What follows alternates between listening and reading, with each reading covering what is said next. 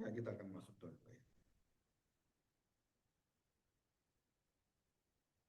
Kami bersama-sama menerima satu anugerah yang menarik kami dari seluruh keinginan kami, kesenangan kami, bahkan cita-cita kami. Yang kami inginkan dari sejak kecil, Tuhan, Engkau arahkan kembali kepada cita-cita surgawi. Dan tidak ada satu orang percaya yang boleh mempunyai keinginan, cita-cita, kehendak yang terdalam kecuali memuliakan Engkau.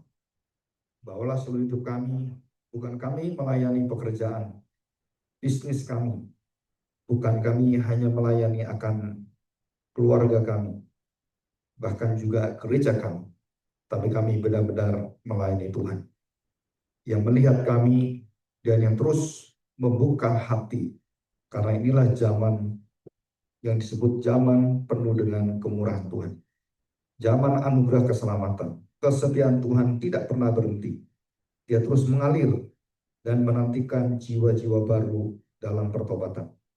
Dan momen Natal inilah momen yang paling indah supaya kami mendapatkan makna Natal yang tidak dipinggirkan, diselewengkan, atau tergantikan.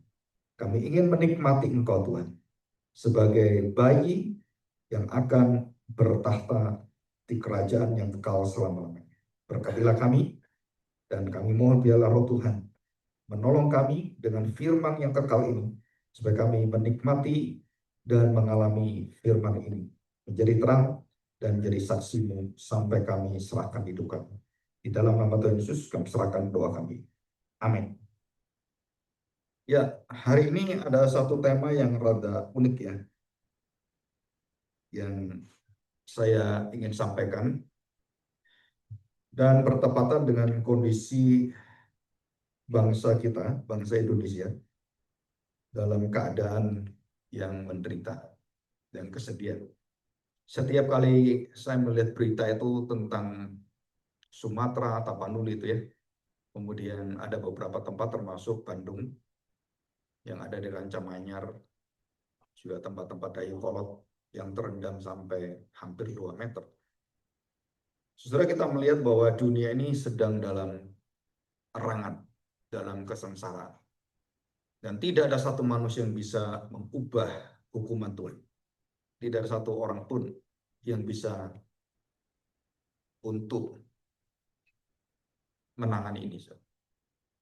Secanggih-canggihnya manusia, begitu bencana datang, saudara, kita harus belajar untuk mempersiapkan hati dan juga diri kita. Dan saya percaya Sumatera Utara itu juga banyak orang percaya, dan gereja juga ada di sana. Jika terhempas, baik tempat ibadah agama apapun, saudara, kita tidak boleh mengatakan, oh, itu loh, yang Kristen gerejanya berdiri megah, yang lain mati semuanya. Dan kita seolah-olah superior dalam kerohanian.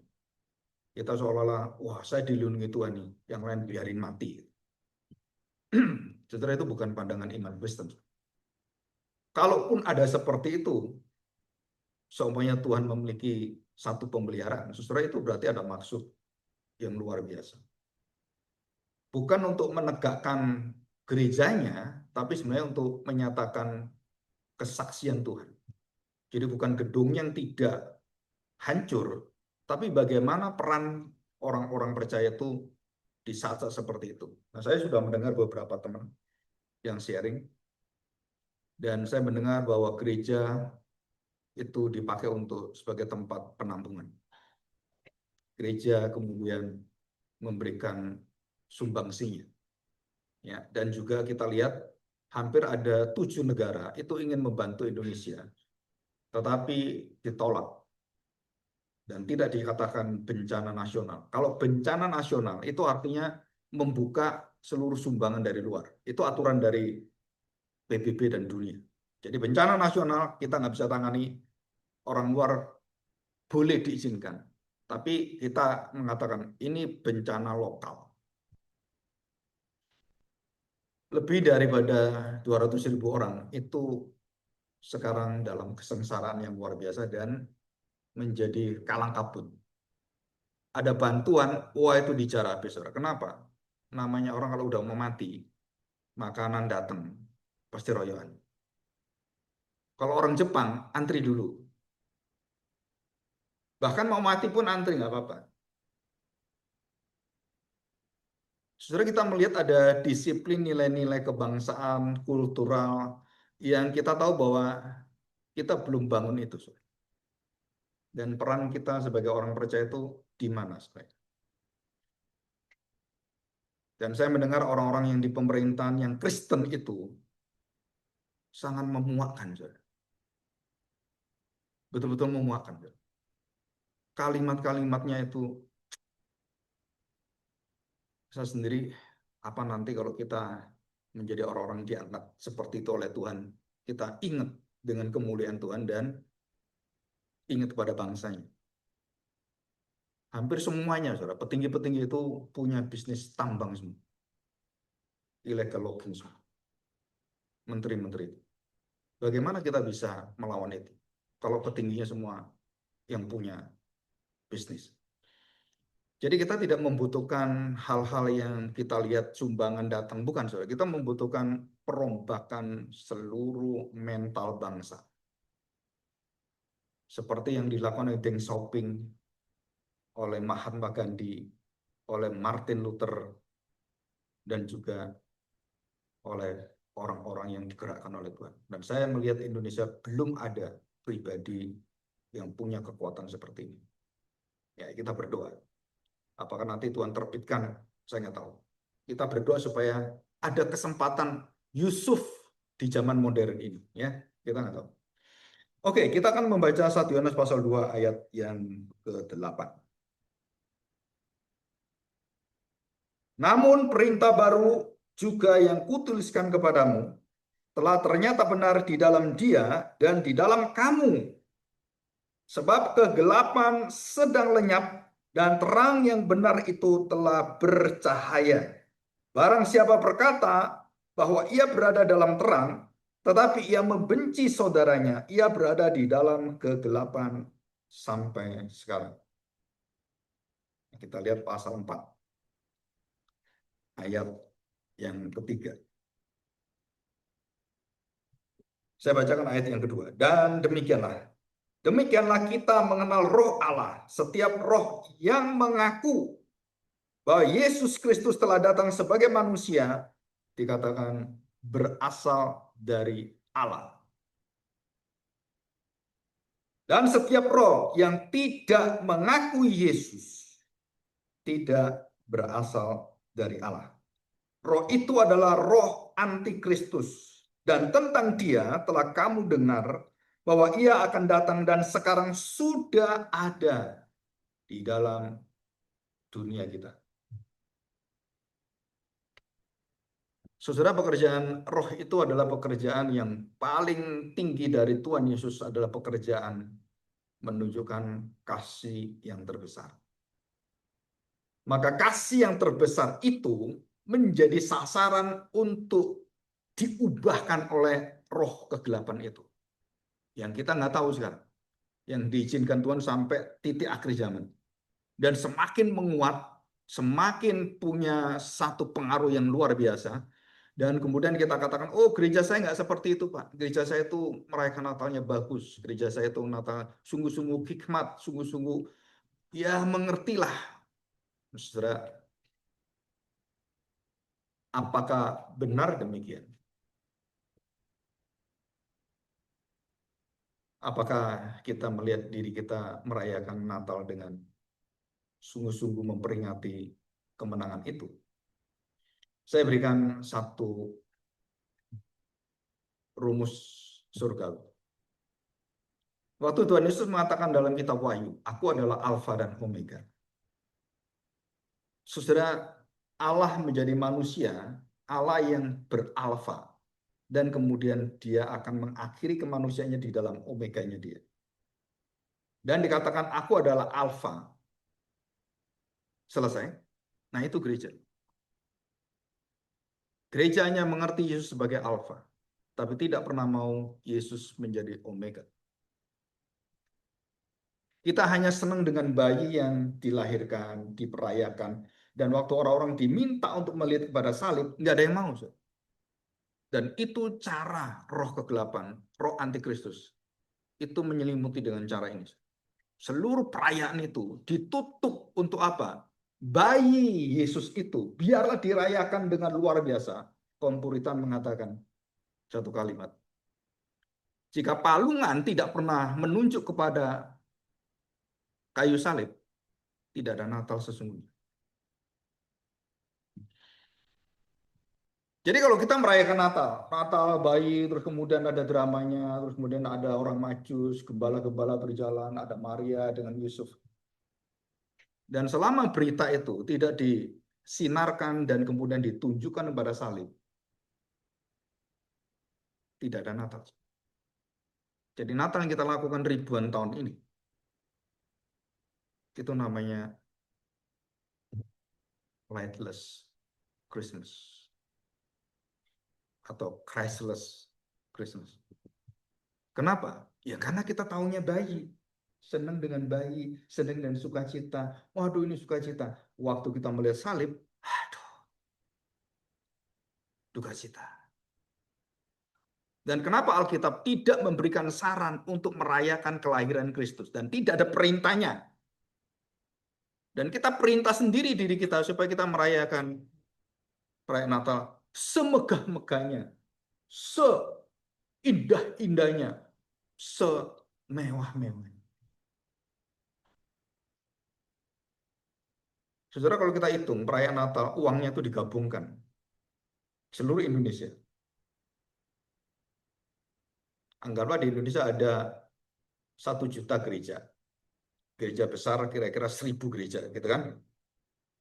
1 juta gereja yang kecil aja kita anggap ya 10 juta lah perayaan ya Natal. Yang gereja besar 1 M lah. Jadi berapa? Udah triliun. Ya kita bukan orang yang istilahnya itu senewan, bukan. Tapi coba kita menganalisa, kita kemudian melihat apa yang terjadi dan kemudian dampaknya apa. Saudara, yang saya ingin kita belajar apa? Bagaimana dampak kalau kita merayakan Natal dengan tanpa adanya hati yang terpaut dengan Kristusnya, maka yang kita rayakan itu, saudara, itu membusukkan seluruh iman kita, bukan membangun. Gereja semakin hari semakin diruntuhkan. Ada orang datang waktu saya khotbah, tiba-tiba ada seorang ibu datang, hamba tuanya dimarahi. Kenapa Natal ini nggak ada drama? Pendetanya beritahu, tahun lalu ada drama. Iya Pak. Tahun-tahun yang sebelumnya ada drama. Ada Pak. Kenapa nggak ada drama? Itu protes. Ya, sudah tahu pendetanya berantem. Kalau ini dipakai, ini nggak terima. Ini pakai itu. Daripada runyam, udah nggak ada drama lah. Kenapa? Dengan adanya drama, itu anak-anaknya para pengurus-pengurus yang di atas itu saingannya jadi Maria siapa? Yang jadi Yusuf siapa? Anak saya. Anaknya ganteng, masih kecil gitu kan. Lucu lagi gitu. Diganti anaknya orang lain. Yang dari Ambon. Mana? Masa orang Ambon? Yesus bukan orang Ambon, ya memang orang Chinese gitu. Berantem. Wah, nggak ada damai sejahtera itu. Saudara, ini bagian kecil yang saya ingin kita belajar. Bagaimanakah roh yang kegelapan itu membusukkan gereja dan merembes dalam seluruh, saudara, segi-segi pelayanan kita itu. Kita secara nggak sadar, saudara, kita masuk dalam perangkap di dalam meninggalkan, melupakan Tuhan Yesus. Jadi kita inginnya apa? Wah, saya, anak saya, cucu saya. Ya kita harapkan kita di gereja kita itu kita melayani dengan hati yang sungguh-sungguh tahu siapa Tuhan. Jadi waktu mempersembahkan itu bukan untuk melihat siapa yang hebat, bukan. kerendahan hati satu pelayanan yang sungguh-sungguh pada Tuhan. Ya, oke, kita lihat ini. Dan dikatakan satu kalimat yang tidak mengaku. Saudara, kalimat tidak mengaku ini adalah kalimat satu pengakuan, satu iman, satu kesungguhan dalam hati yang tidak menerima, tidak memiliki, tidak sungguh-sungguh percaya kepada Kristus. Dan mulutnya tidak mau mengaku, artinya mengaku itu juga hidupnya sesuai dengan apa yang dia lakukan. Saudara, orang-orang yang mulutnya itu dengan hatinya sama dalam pengakuan, maka orang-orang itu adalah orang yang menerima Kristus dan orang itu jelas dia adalah milik Kristus. Dan Rasul Yohanes mengatakan kalimat, ada orang-orang yang di sini dikatakan, ujilah setiap roh yang tidak mengaku Yesus tidak berasal dari Allah. Jadi setiap pelayanan yang ada, baik itu Natal, baik pelayanan apapun, saudara saya tanya, kamu mau mengakui Tuhan atau mengakui anakmu atau mengakui pendetamu, mengakui siapa? Nah, setiap pengakuan itu yang kembali kepada kemuliaan Tuhan, itu menyenangkan Tuhan. Tapi yang kembali pada manusia, kembali pada pelayanan secara horizontal, saudara itu tidak pernah menyenangkan Tuhan. Tidak pernah berkenan. Ya, kita melihat sekarang. Jadi apa yang ditolak pertama adalah menolak hati yang bisa bekerja sama, saling merendahkan hati satu sama lain. Jadi dalam pelayanan, ini contoh secara kehidupan pelayanan sehari-hari. Ada satu orang yang melayani, dan dia melihat orang itu lebih bisa, dan lebih punya kemampuan, punya talenta. Maka orang yang melihat dia lebih baik, dia punya kerendahan hati, kamu sajalah.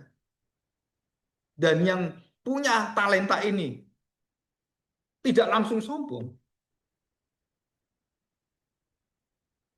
Kenapa tidak langsung sombong? Dia nggak merasa, oh iya memang saya bisa kok. Saya bisa main musik, saya bisa nyanyi, saya bisa semuanya. Dan saya layak terima itu. Gitu kan. Ya udah, saya aja nyanyi. Kamu nggak usah nyanyi. Bukan gitu. Tapi kita melihat ada hati yang saling menundukkan, hati yang saling melayani. Orang yang punya kemampuan itu, dia akan menolong orang yang di bawahnya. Untuk apa?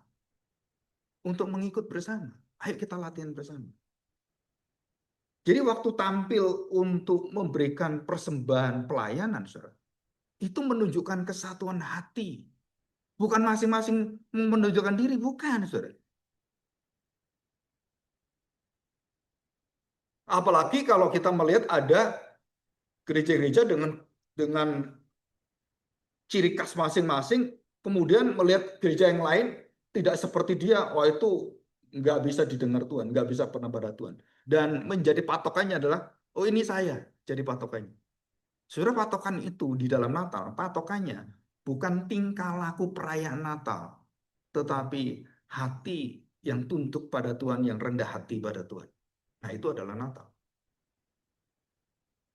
Orang yang mengerti belum tentu orang itu bisa merayakan Natal. Orang yang tahu Yesus datang dan kemudian dicek semuanya. Dan dia panggil ahli Taurat, dia panggil orang-orang yang hebat-hebat itu, yang ahli kitab. Dia tanya, betul nggak ini? Ada bintang, ada ini. Dan dijelaskan oleh para ahli kitab itu, Taurat itu, kepada Herodes. Dengan jelas dikatakan, betul, benar.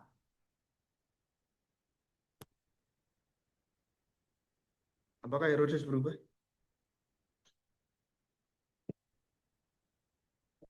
Kalau saya memberikan contoh, Herodes itu adalah bisnismen yang memanfaatkan Natal untuk berdagang. Itu Herodes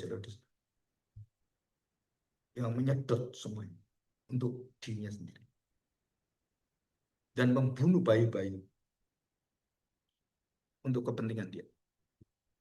Itu Herodes yang di Shopee kayak, yang di Tokopedia apa semua, memanfaat Natal. Oh ini ada boneka lucu dan di live streaming. Waduh seneng berapa? 1 juta. Wah, bagus ini.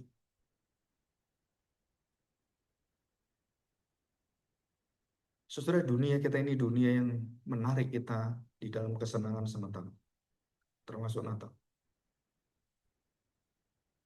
Gampang kita ditarik seperti itu, sangat gampang. Tapi mempertahankan nilai-nilai surgawi, satu hikmat yang ada di surga itu, untuk kita kemudian menghadirkan, saudara, dunia tidak akan menerima itu. Jadi semakin gegap gempita, semakin baus, saudara, semakin banyak ornamen, dan itu diciptakan oleh mereka.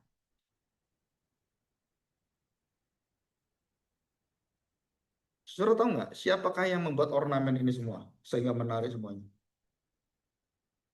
Pendeta gitu? Enggak, saudara. Desain khusus untuk Natal itu ada supaya menarik bagaimana, dan kemudian dia jual semuanya bagaimana, dan wah, saudara, itu mereka sudah punya profesional semua. Dan kita nggak tahu, ya wis, kan? Wah, ini mah, ini, Pak, ini gitu. Ya udah beli aja, ya udah beli aja gitu. Ya ganti aja tuh. Setiap tahun Natalnya ganti, gitu kan? Kenapa? Kita orang kaya. Apakah bisa merayakan Natal dengan cara seperti ini, Sir? Itu bukan Natal, Sir. Itu pamer. Dan Natal itu dalam arti menolak mengutamakan pribadi Kristus. Dan itulah pekerjaan yang tidak terlihat. Dan kemudian bukan hanya menerima, Yesusnya kemudian mulai dialihkan, digeser, digantikan, dan kemudian disamarkan. Ahli kitab tahu betul, oh ini betul, bintangnya betul, betul, betul, betul. Terus apakah dia berubah secara teologian? Dia ngerti secara teologian, lifestyle-nya yang berubah. Saudara, kalau saudara tahu kebenaran tahun Natal, ikut merayakan semua, tidak mengubah engkau apa-apa. Kecuali engkau tahu siapakah Kristus.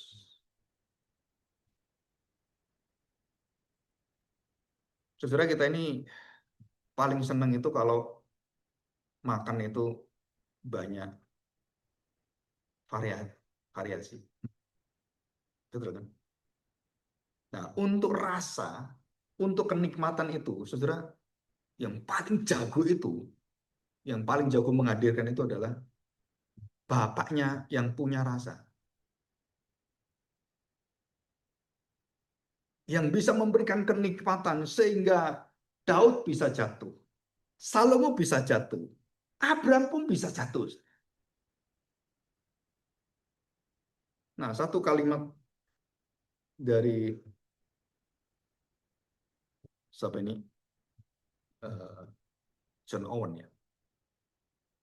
Dan ini juga saya pakai sebagai perayaan Natal kita tanggal 21 Desember. Kita ini selalu bengkok. Saudara. Merayakan apapun itu bengkok terus. Saudara.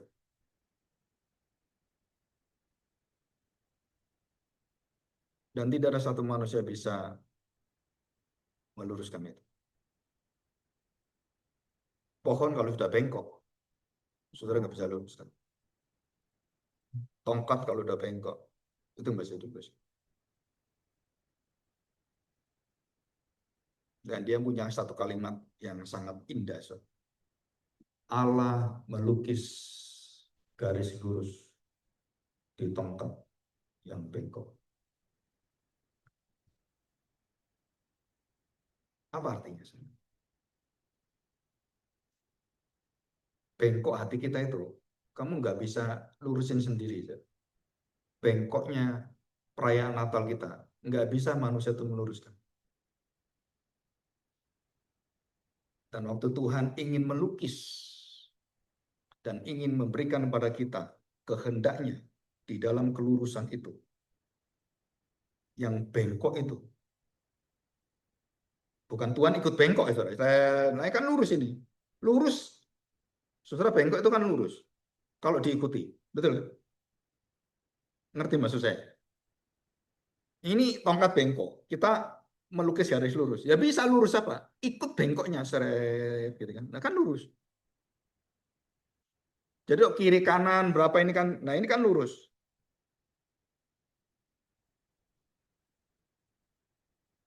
Tuhan tidak melakukan seperti itu. Tuhan meluruskan tongkatnya dulu dan kemudian dia gariskan. Bukan Tuhannya ikut bengkok. Enggak, enggak. Kamu lurus dulu. Bagaimana tongkat bisa lurus? Ada yang tahu? Ada itu tukang kayu di sini? Kan Tuhan itu tukang kayu. Bagaimana caranya? Dipanasi. Betul? Kayu yang kaku dipanasi dan bisa dibentuk. Sebaliknya, tongkat yang bengkok dipanasi bisa diluruskan. Tapi tongkat itu sendiri nggak bisa meluruskan diri. Dan harus apa? Saudara, dengan api kekudusan dari Tuhan.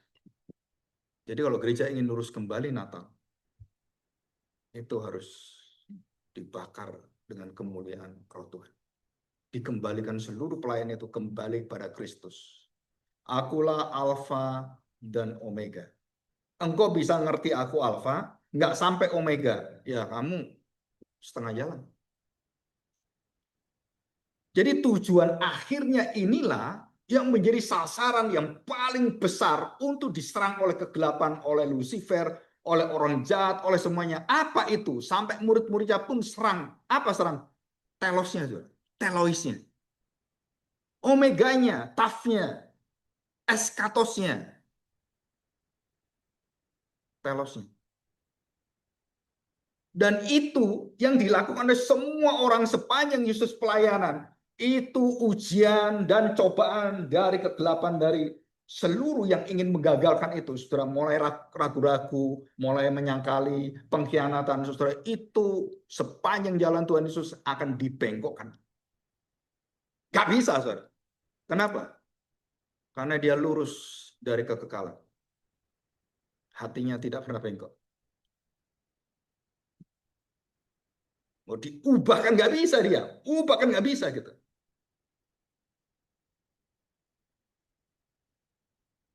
Ada seorang hamba Tuhan misi, William Carey dan David Livingstone. David Livingstone kepingin ke China. William Carey kepingin ke India. Hudson Taylor kepingin ke Afrika. Dan Tuhan kemudian ubah semua. Telosnya diubah oleh Tuhan. Kamu bukan ke sana. William Carey, India. Hudson Taylor, China.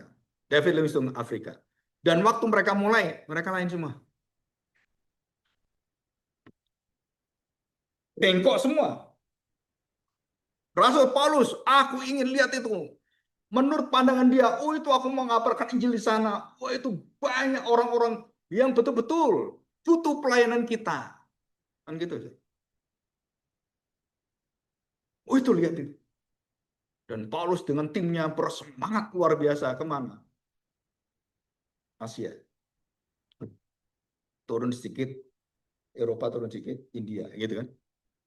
Wah di sana. Dan Roh Kudus meminta dia berubah arah. Kompasnya, hatinya, bengkok ini. Dan dikatakan, jangan ke sana. Oh iya, kemana? Tunggu-tunggu kabar nggak ada. Ya kembali ke sana, nggak ada kabar. Dan kemudian Tuhan kasih mimpi, visi. Orang berteriak dan di dalam kesengsaraan luar biasa di Makedonia. Dia mau kemana? Ke timur. Nah hati bengkok itu timur. Tuhan arahkan ke mana? Ke barat. Saudara, teologi timur dan barat itu dalam Alkitab penting sekali. Ini sudah pernah saya bahasin. Hati yang salah itu selalu timur. Lot dengan Abraham, pilih mana Lot? Dia melihat timur, kenikmatan luar biasa, bukan hanya secara duniawi, secara spiritual pelayanan pun sama. Saya punya murid banyak, dan waktu mereka sudah bengkok dalam pelayanan, menikmati gereja-gereja yang luar biasa, yang memberkati mereka, yang menjamin mereka, dan mereka bengkok. Saya tanya, waktu kamu masuk, waktu kamu saya wawancara, kamu berkata, Tuhan panggil saya kemana? Kembali ke Nias, ke Kalimantan. 10 tahun kemudian, saya tanya, apakah panggilan itu masih berlaku? Aduh Pak, di sana itu alasan banyak. Sulit, nggak ada orang. Gini. Di sini saya bisa melayani, jemaahnya banyak. Saya tanya, betulkah hatimu jujur seperti itu? Yang kamu pilih, apakah panggilan atau hatimu sendiri? Setelah bicara lama, akhirnya aku, aduh, saya punya anak 3. Saya punya istri. Kalau saya ke Kalimantan, di sana nggak ada hiburan, nggak ada pendidikan.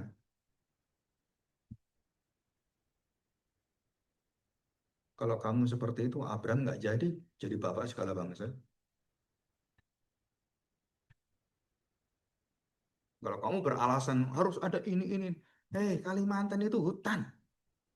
Kamu ingin ada dunia fantasi, Dufan gitu, ya nggak ada. Yang ada ikan itu ada, banyak itu. Nyelam-nyelam anakmu pasti seneng itu. Kenapa? Di sungai, wah, nggak ada di kota. Oh, di sana bagus itu. Kamu bisa piara ayam, bebek, kambing banyak. Kamu bisa jadi orang kaya. Dan kamu lihatnya apa? Yang di sini menjadi ukuran di sana. Sombong itu bukan panggilan Tuhan. Itu self aktualisasi dirimu sendiri. Saudara, kapan kita dibengkokkan itu?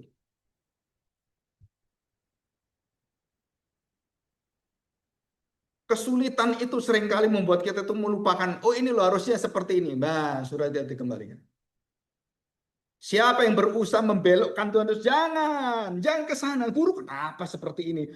Saudara, setiap hari Tuhan Yesus itu menghadapi tantangan-tantangan dari muridnya, dari kalimatnya, semua orang itu mengalihkan dia untuk apa? Jangan melakukan kehendak Bapamu. Nah, itu loh tujuannya. Tuhan mengatakan apa? Hidupku, nyawaku, makananku, apa sih? Melakukan kehendak Bapa. Kalau kamu memiliki Kristus dan kamu memiliki jiwa panggilan ini, kamu pasti merasakan perbedaannya dalam hidup. Melangkah bersama Tuhan bagaimana, tidak bagaimana.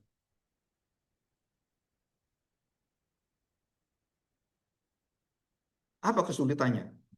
Tidak ada satu orang pun yang mendukung Tuhan Yesus. Gak ada. Abraham masih ada itu rombongannya gitu kan. Tuhan Yesus. Murid-murid. Nggak ada yang dukung. Termasuk siapa? Mamanya sendiri. Dan tidak ada satu orang pun yang menyetujui jalan dari alfa ke omega. Dari palungan menuju pada kayu salib. Semua kayu.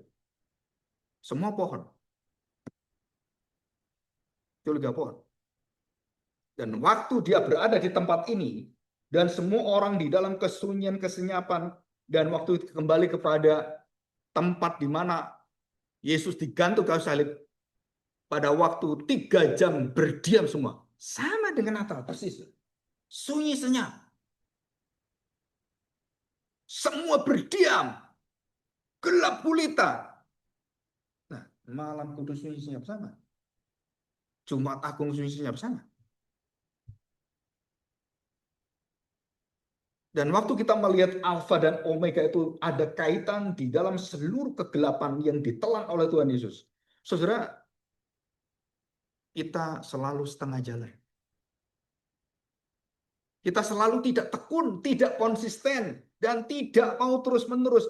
Kita seringkali teralihkan. Oh iya gini, teralihkan.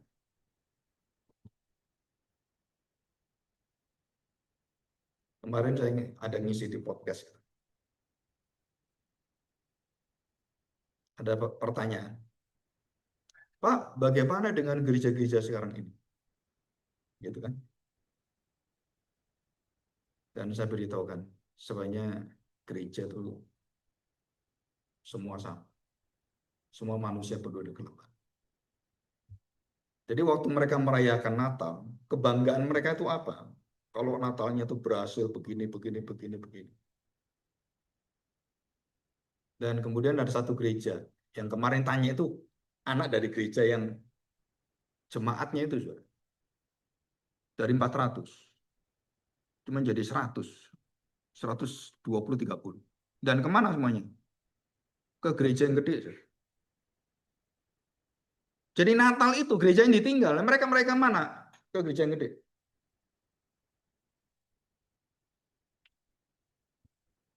Nanti kalau mati, kembali ke gerejanya.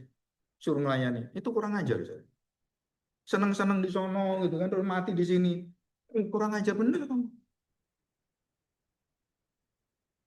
Dan semua orang yang berada di sini bangga dia. Wah, bangga itu. Kemarin ada teman, ketemu teman saya. Dulu wakil ketua majelis. Pak, saya udah pindah gereja. Kemana?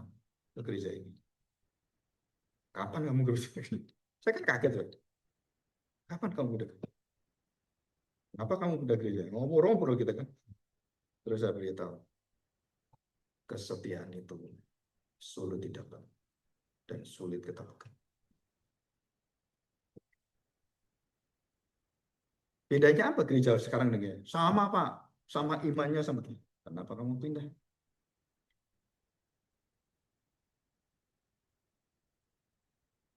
Ya banyak alasan. Jadi yang sini sedih karena diambil di sini, yang sini senang karena dia suka cita. Apakah ini Natal? Bukan.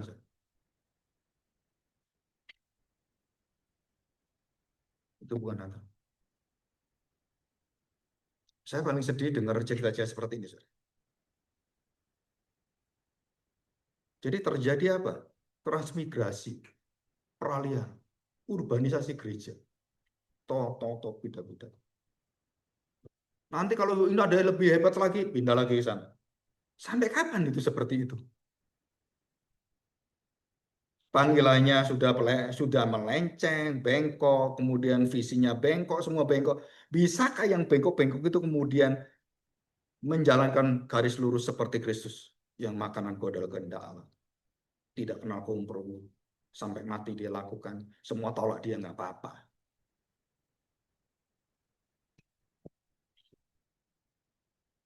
Saudara, ada satu perkataan yang sangat unik. Diluting spirit. Ini saya senang sekali. John Owen mengatakan, ketika dosa tidak lagi menjadi musuh terbesar, maka Kristus tidak akan jadi juru selamat.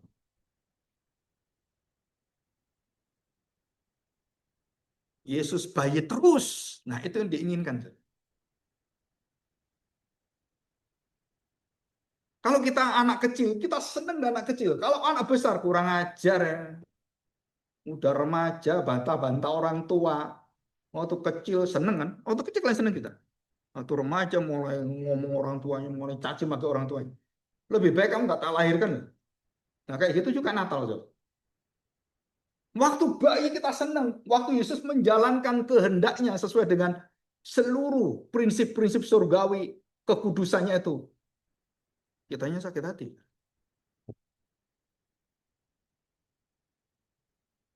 Itu namanya diluting spirit. Setelah seseorang yang punya kerohanian yang sangat bagus, itu dia punya discernment terhadap diluting spirit ini. Dia punya kemampuan untuk melihat perbedaannya itu, dia jelas dia tahu, oh ini di sini. Dia pegang yang benar dia tahu. Dan dia tidak peduli dengan yang lain.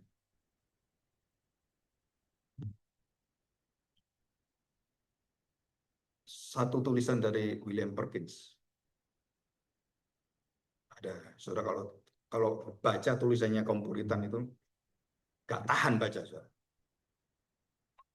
Setiap baca itu saya, aduh, ini orang-orang sepertinya berada di dunia sono, nggak hidup di sini gitu. Ini orang kayak gini bisa ya ada gitu. Kenapa? Dia mengatakan kalimat ini, saudara. Setiap ini Timothy Keller juga eh, membahasakan kembali dalam bukunya. Setiap keinginan kita yang tidak pernah membuat kita senang dan dipuaskan. Setelah itu menunjuk kepada satu kerusakan dalam jiwa kita. Apa artinya? Jadi waktu saya melakukan sesuatu yang duniawi dan saya suka itu, Natal yang duniawi, Natal yang menggema, Natal itu, saudara, dan di situ, diluting spirit itu muncul dan kemudian menarik kita dan kemudian mengangkat kita, terus kemudian mengikat kita dan membawa pada kematian. Sebaliknya, waktu kita melihat bahwa kemuliaan dunia itu begitu menyakitkan, begitu pahit bagi dunia kan, ya ini enak ini. Wah, Sodom Gomora bagus sekali. Ikut kamu, jalan terus, sengsara terus. Kan itu Lot kan seperti itu. Susah terus. Kemana nggak tahu lagi. Tujuannya kemana, Abraham? Ya tanah perjanjian di mana tuh? Nggak tahu tunggu Tuhan gitu. Dan dia bikin telosnya sendiri. Oh itu loh sana. Bagus itu. Indah sekali. Ada kotanya tuh. Dan ke sana. Diluting spirit. Jadi, saudara, bapak pembohong itu betul-betul nggak kerasa bohong kita. Waktu kita ngomong mengasihi Yesus, iya. Bagaimana kamu mengasihi Yesus, saudara? Yang disebut sebagai diluting love. Kasih yang dihaluskan. Jadi artinya begini, saudara. Jadi saya mengasihi, tapi apa yang saya senangi dalam pelayanan. Nah, itu diluting spirit. Bukan saya mengasihi apa yang disenangi Tuhan, saya mengasihi apa yang untuk orang lain, saya mengasihi sesuai dengan kesenangan saya, sesuai dengan kemauan saya, kenikmatan saya. Engkau kena jebak dalam kematian dalam pelayanan. Diluting spirit. Seorang ketua majelis ketemu saya. Setelah 6 tahun, Pak, kita akhirnya baru baru ngeh katanya. Yang pernah Bapak ngomong itu betul terjadi. Nah, saudara, orang-orang yang diluting spirit ini waktu dalam pelayanan tidak akan tahan waktu dia dihadap keinginan jiwanya itu. Dia pasti keluar. Dan waktu orang itu keluar, ketua majelis itu ngomong dengan saya. Yang Bapak katakan betul. Tidak ada pengorbanan, tidak ada kesetiaan, tidak ada melihat kepada pelayanan, nggak ada. Yang ada, Pak, dirinya. Aku nggak dianggap di sini. Buat apa? Saya jabat nggak didengarkan. Buat apa? Jadi jadi pejabat supaya punya otoritas, perintah-perintah orang itu. Dan saya beritahu, coba kamu sadar 6 tahun yang lalu, nggak serusak ini gereja. Bengkoknya itu nggak sebengkok ini. Ada orang yang salah hatinya gitu, saudara. Saya selalu datang pribadi ke rumah dia dan saya beritahu. 1 kali, 2 kali, 3 kali nggak mau dengar, ya saya serahkan. Dan saya beritahu, diluting spirit itu membawa kamu ke dalam kematian, kehancuran. Saudara, salah satunya diluting spirit itu adalah meninggalkan hari Minggu untuk berdagang. Maaf, saudara. Itu diluting spirit. Saya bukan orang yang kaku. Kalau ada sesuatu hal hari Minggu datang, itu nggak masalah. Tapi saudara itu ada kepentingan-kepentingan. Tapi kalau itu kemudian kita nggak punya ikatan hati di dalam Sabat yang kekal itu diluting spirit. Jadi saya pendeta ini, ya kan? Ya udahlah, gantiin aja orang lain. Saya mau ini, ya gampang lah gitu, atur-atur. Itu diluting spirit. Sepertinya mengasihi, tetapi kamu hadirkan kasih yang hambar, kasih yang palsu.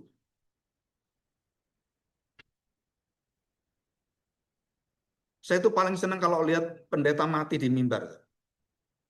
Beberapa kan sering kan, waktu doain berkat gini, blok mati. Ya saya nggak harap itu juga ya.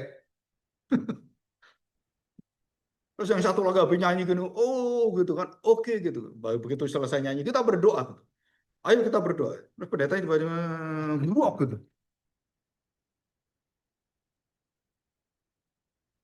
Nah, saya membandingkan bagaimana orang-orang ini dengan mudahnya meninggalkan sesuatu yang betul-betul secara konsisten, setia, terus dengan gampang, saudara, mengikut dunia. Diluting spirit. Jika engkau biasakan ini dan engkau terus berjalan, engkau tidak menuju pada ujung kepada kebaikan, kebahagiaan Tuhan. No, engkau akan dihajar Tuhan di sana. Dan itu terjadi dengan nyata. Engkau akan dibangkrutkan Tuhan.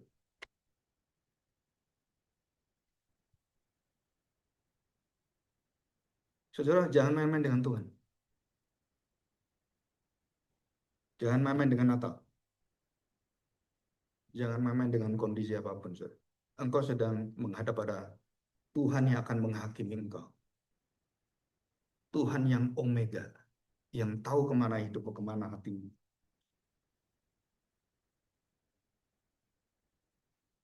Anak kecil berada di atap, udah hampir 2 meter lebih, 3 meter.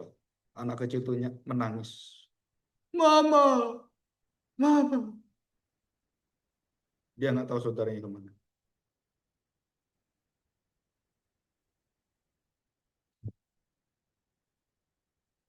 Saya tanya, kenapa dia sebut mama?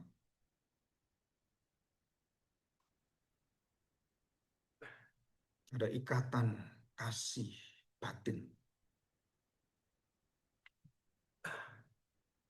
Seorang anak dalam kondisi seperti itu ada ikatan batin. Dia teriak, mamanya kemana? Dan dia nggak bisa apa? Nggak bisa renang. Mau apa ini? Dia cuma teriak. Dan teriakan itu apakah didengar di surga? Saudara, apa yang didengar di surga? Nah, yang memvideo ini, ya akhirnya nolong dia.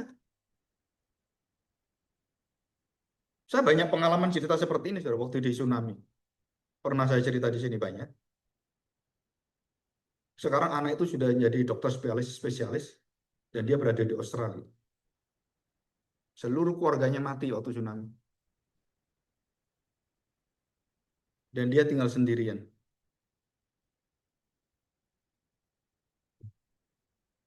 Dan dia kemudian sekolah di Jogja di UGM.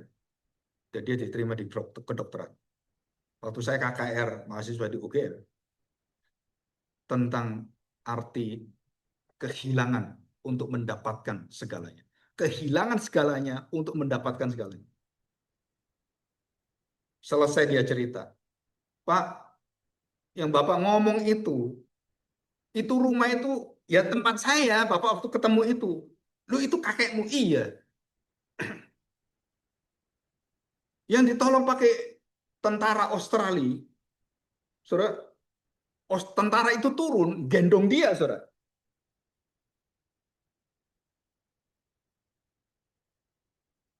Dan tidak ada mama papanya, saudaranya, mati semuanya. Pak Agung tahu nggak? Waktu saya terima itu, waktu itu dia masih SMP kelas 3. Dia bertanya pada Tuhan, apakah engkau melihat semua ini Tuhan? Di mana kasih-Mu? Di mana kemurahan? Dan itu terjadi setelah Natal. Betul? 26 Desember. Dia habis merayakan Natal yang indah, yang luar biasa. Wah, dia bersuka cita. Dan dihantam. Bus. Mana sukacitanya?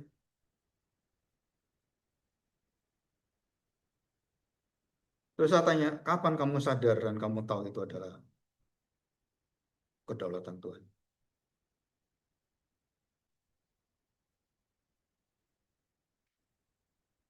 Saya menemukan ayat Lukas pasal 13. Terus saya baca Alkitab.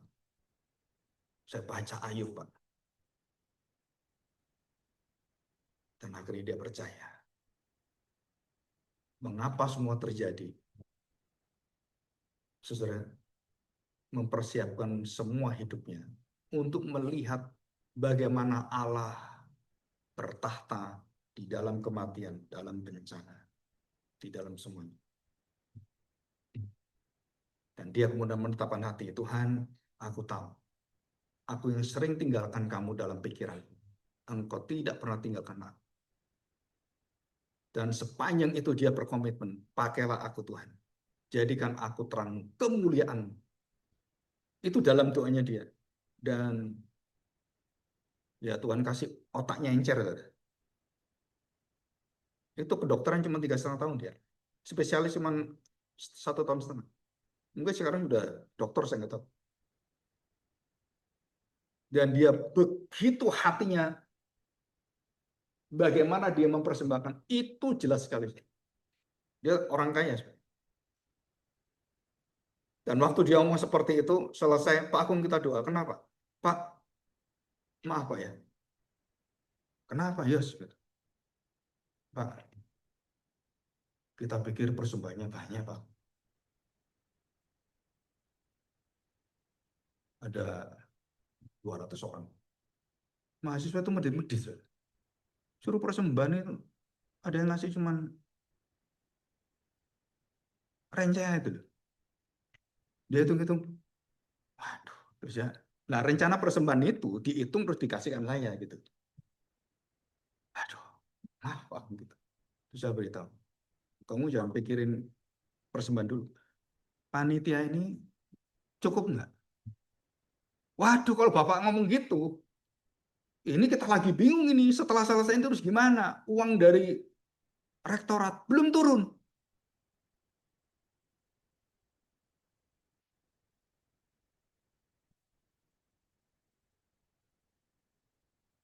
Saya beritahu, kalau memang kekurangan, nggak usah kasih. Kasih ke pelayanan. Saya lebih bangga jika kamu tuh kasih ke pelayanan untuk nanggung pelayanan ini. Dan aku akan senang sekali jika kamu punya hati mengerti kemurahan Tuhan. Saya tidak ngomong dia, kamu harus bersemangat. Enggak. Saya senang kalau kamu punya hati kemurahan Tuhan. Ya langsung liatin saya. Maksud Bapak apa? Ya pikir sendiri. Kamu memang orang nggak mampu. Mampu. Kamu nggak punya warisan. Banyak. Warisannya dia itu 50 miliar. Ya. Untuk menanggung itu yang kecil, masih nungguin orang. Kamu bisa lakukan. Di mana murah hatimu? Saya bawa dia kepada apa? Omeganya, saudara. Bukan cuma alfanya, omeganya itu omeganya. Pemuda yang kaya, oh saya sudah ini, ya itu kayak kamu. Jual semuanya, kasih pada Tuhan. Mau itu? Sedih, saudara. Apa susah? Jual itunya, nggak susah kok. Kalau mau nggak susah. Dan setelah dia tahu, dia panggil, kita kumpul, kita doa. Dan dia bayar semua. Dan bayar saya juga, Sir. Ya lumayan tuh. Kan gitu. Dapat hatinya dia, dapat semuanya, dapat berkatnya juga kan. Dan dia mengatakan, Pak, selama saya di sini perayaan Natal, saya berkomitmen, saya tanggung semua. Ya kenapa nggak awal-awal kamu gini? Ya baru sadar, Pak. Coba kamu sadar dulu. Nah, kalau kamu punya hati ini, kamu jadi dokter spesialis, dan hatimu begitu murah, kamu jadi dokter yang sungguh-sungguh melayani. Setelah ini diluting spirit ini berat, Saudara. Kenapa? Karena kita sering kejebak ke sana. Ada satu pujian yang bagus, Christmas Haleluya, tentang bagaimana Daud jatuh. The beauty of the girl, the beauty of the woman, Bathsheba itu menarik engkau, mencengkram matamu, dan kemudian saudara membawa ke dalam keinginan diluting spirit yang kamu kepingin sekali di sana, dan jatuhlah.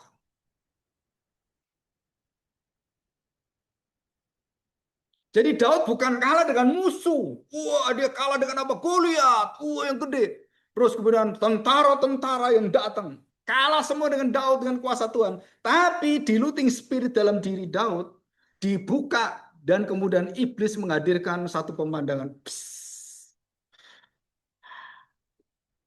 jatuh. Dan itulah diluting spirit dari roh kegelapan. Dia tidak bekerja untuk menghancurkan kita secara fisik, secara bukan, saudara. Dia mengalihkan keinginanmu. Untuk apa? Yang paling kamu ingin tuju. Hudson Taylor, William Carey, semua kepingin apa? Kepingin menjadi seorang ahli, jadi orang-orang pinter. Saudara, begitu Tuhan panggil, Francis Xavier juga sama, waktu Tuhan panggil, tinggalkan semuanya. Dan dia serahkan menjadi hamba.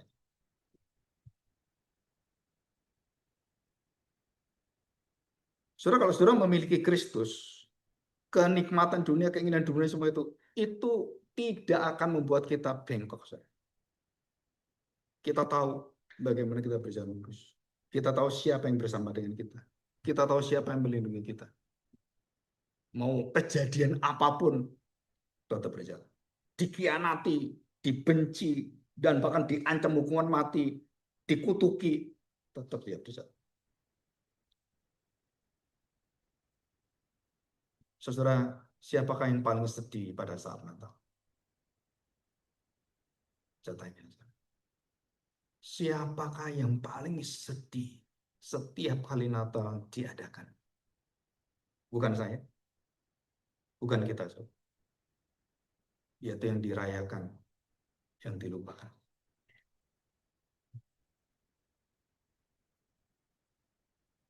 Oke ya, saya akan berikan ilustrasi terakhir. Ini banyak ilustrasinya. Yang kedua, yang mungkin saya pakai untuk waktu Natal. Ada dua hal kejadian, dinamakan The Christmas Trust. Terjadi tahun sekitar 1914. Perang antara Jerman dengan Eropa, khususnya dengan Inggris. Dan mereka penuh dengan kebencian. Dan yang perang itu adalah bukan orang-orang ateis dengan orang-orang Kristen, bukan. Sama orang Kristennya, satu di Jerman, satu di Inggris. Dan mereka tembak-tembakan. Jadi Kristen bunuh orang Kristen. Kristen sana bunuh orang Kristen. Dan suatu hari kita seperti ini. Dan pada malam Natal itu, ada satu tentara, ingat saudara, oh, ini malam Natal. Dalam peperangan, dalam bom, suara tembakan, tiba-tiba tentara ini menyanyikan lagu dalam bahasa Jerman. Still Night, Hegel Nacht.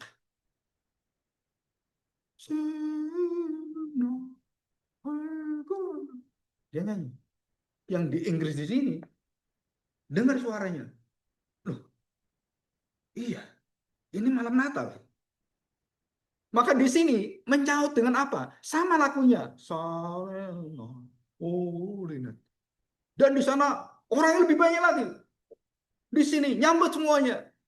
Dan dengan pelan-pelan kedua kubu yang berlawanan, yang bertentangan itu, yang berpisah itu ditarik oleh Tuhan. Datang dan ketemulah mereka bersama.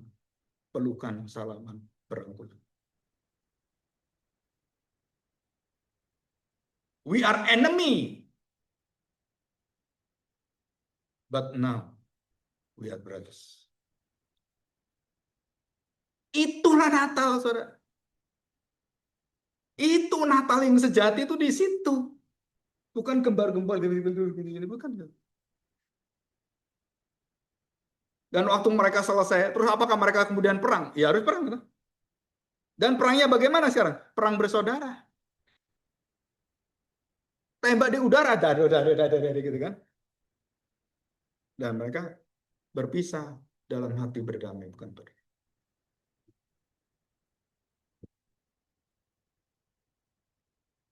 Tentara Amerika masuk ke daerah Vietnam. Sampai ada yang gila, saudara. Banyak yang gila, saudara. Kenapa? Orang Vietnam itu terowongannya kayak Hamas. Tahu kan Hamas punya terowongan sampai berpuluh-puluh kilometer. Oh, ini bukan terowongan seperti itu. Ini tanah di keduk-keduk itu, saudara. Dan di situ orang-orang Vietnam itu. Dan waktu Vietnam udah kalah banyak, mereka minta remaja-remaja itu jadi tentara dipersenjatai perang dengan Amerika. Dan suatu hari tentara Amerika melihat, oh di situ ada lubang itu. Oh itu banyak orangnya. Nah mereka tidak tahu. Dan kemudian mereka sengaja pakai senjata seperti granat itu dan dibakar dengan tembak senjata kimia. Dibom dulu. Bam, lubang sana. Bam, gitu. Yang di tengah kan begitu kan.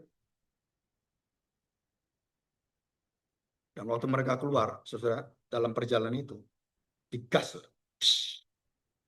Dan itu melanggar hukum internasional Amerika. Karena pakai senjata kimia. Terus diperiksa semuanya. Mati. Tiba-tiba ada seorang gadis umur 9 tahun atau 8 tahun. Masih hidup. Dan tubuhnya itu sudah luka-luka dan kakinya itu sudah kena bom. Masih hidup. Semua mati. Ini masih hidup. Ini Saigon. Seorang tentara baru belajar jadi tentara. Umur 19 tahun. Yang kalau nembak itu kencing-kencing. Ya. Saking takutnya. Hari itu dia lihat anak itu. Tiba-tiba kuasa Tuhan memberikan dia kemampuan untuk apa? Nolong anak itu. Saudara. Berdarah-darah itu. Dia angkut. Dia bawa. Kenapa kamu tolong? Itu kan bajingan. Itu kan musuh kita. Nggak peduli dengan temannya dia. Dia angkut, dia bawa, dia jalan. Terus dia cari pertolongan. Dan kemudian dia antar.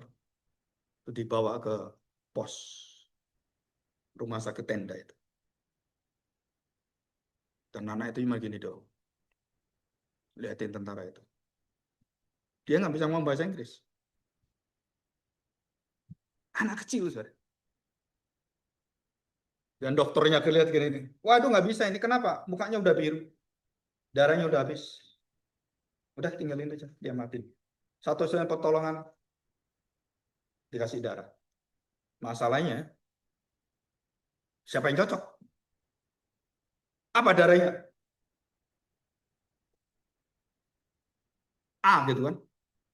Siapa yang cocok? Tentara tadi yang umur 19 tahun itu. Coba darah. Kamu cocok itu. Enggak babi bu bebas. Langsung.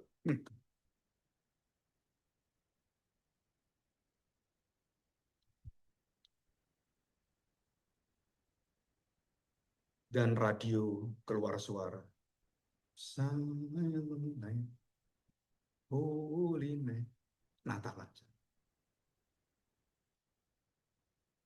Dan anak itu besar dibawa ke Amerika dan diangkat sebagai anaknya dia. Dan berhasil. Dan waktu anak itu menerima satu penghormatan penghargaan.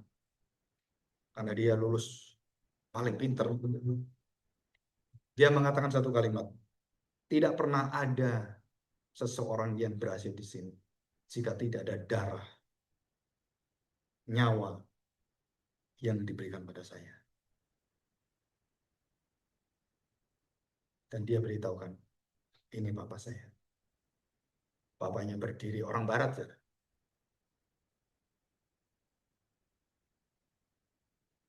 Apa arti Natal? Juga mari kita berdoa. Kita bersyukur pada Tuhan. Bapak, kami bersyukur, berterima kasih. Kami melihat begitu mudahnya perayaan Natal itu menjadi kosong, menjadi sia-sia. Tapi hari ini Tuhan, kami betul-betul mengerti. Ada satu hati demikian besar, dorongan begitu kuat dari surgawi, yang tidak melihat lagi orang, apakah dia berdosa, pezina, perampok, pencuri, pemerkosa, pembunuh. Dan hari ini engkau berkata, aku mau datang. Aku mau mengambil seluruh kegelapan, kebobrokan, dosa-dosa. Dan Tuhan Yesus mengatakan, aku akan berikan hidupku, bukan dunia ini. Jika iblis memberikan tawaran dunia ini, aku memberikan nyawaku. Kami bersyukur Tuhan, jika kami menerima satu kemuliaan, kehormatan. Kami yang begitu hina ini, menerima seluruh keselamatan, anugerah yang tak pernah kami bisa balaskan. Hari ini Tuhan, biar Natal ini kembali mengingatkan kami, satu masa Engkau rela memperlihatkan kasih yang terbesar, yang termulia, dan Engkau menampaki hidupmu sampai kepada tujuan akhir salib. Dan disitulah kami melihat, kami dijamin bukan karena Engkau di palungan, tapi kami dijamin karena Engkau di kayu salib. Maka disitulah kami percaya bahwa Natal adalah menunjuk kepada Jumat Agung, menuju kepada puncak dari kasih Tuhan yang sejati. Tuhan, kami berdoa supaya kami tidak menyia-nyiakan seluruh daripada hati Tuhan ini. Pimpinlah kami dan kuatkan, berikan kami sukacita surgawi itu yang tidak pernah berhenti. Kami bersyukur Bapa, Engkau begitu baik, maha baik. Di dalam nama Tuhan Yesus, kami serahkan doa kami ini. Amin. Saya serahkan pada terus.